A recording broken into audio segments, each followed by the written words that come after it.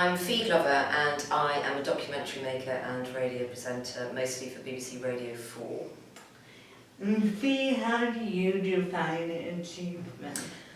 I have thought long and hard about how to define achievement since you asked me to think about it, actually, because I'd always assumed that achievement was something whereby you fulfilled a personal ambition but in the eyes of many. So it was that kind of balance between something you had always wanted to do and everyone coming along and going, oh, that's marvellous. So that was the achievement.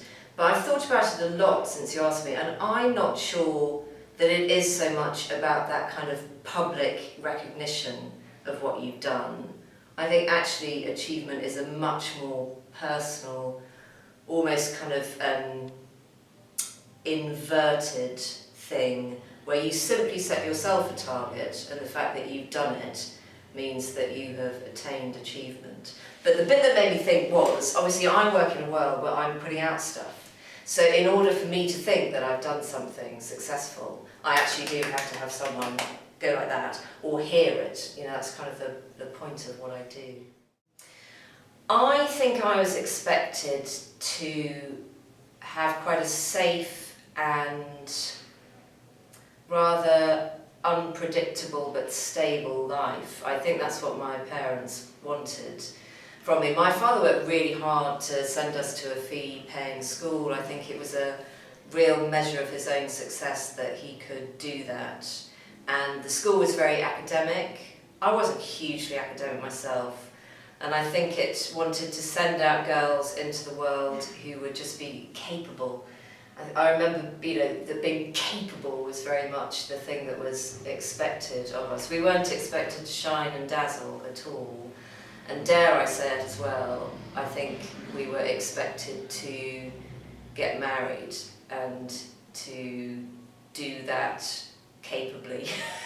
And I remember saying to a careers advisor when I was at school that I really, really wanted to be a journalist. And I remember her laughing, and it wasn't a cruel laugh, that she said, you would be foolish to try and do that because, there are only very few who succeed. It would be better for you to choose something like teaching or nursing, when you're more guaranteed of a stable career. And it wasn't a cruel thing to say, but that was the ethos, just set yourself a modest target and you're more likely to achieve it. Now, did that come through at home as well? I think it did. I think my mum came from that generation where women, had burst out from the domestic, but not everybody had. It wasn't necessarily a given, that women could have an equal status in the world of work. And I think she very much wanted me to have a kind of stable and secure life as well. And I think actually she's always been quite surprised that I ended up having, quite such a career, really. And I don't know what my dad thought to this day, but sadly he's no longer around. I don't know what he expected of my sister and I, actually.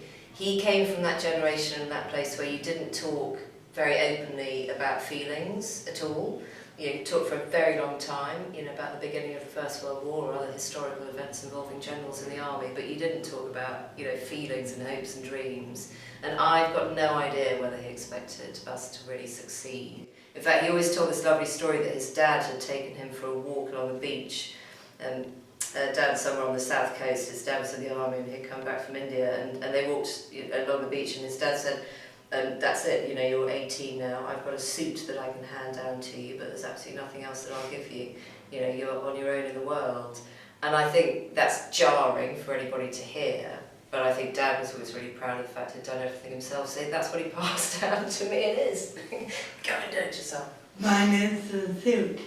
Minus the suit, yeah, it would be lovely to find that suit somewhere, wouldn't it? I don't know what happened to the suit.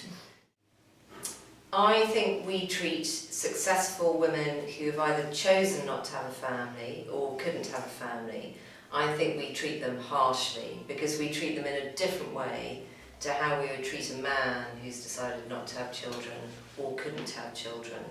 And I find myself really disturbed by that, actually, really disturbed by that, because it's something that should have gone through our greater understanding of choice and a woman's right to it, and it just should have gone because you know, so what? So what? You know, if you're good at your job, it really, really shouldn't matter anymore if you're a man or a woman, but it patently still does. And it makes me angry, actually.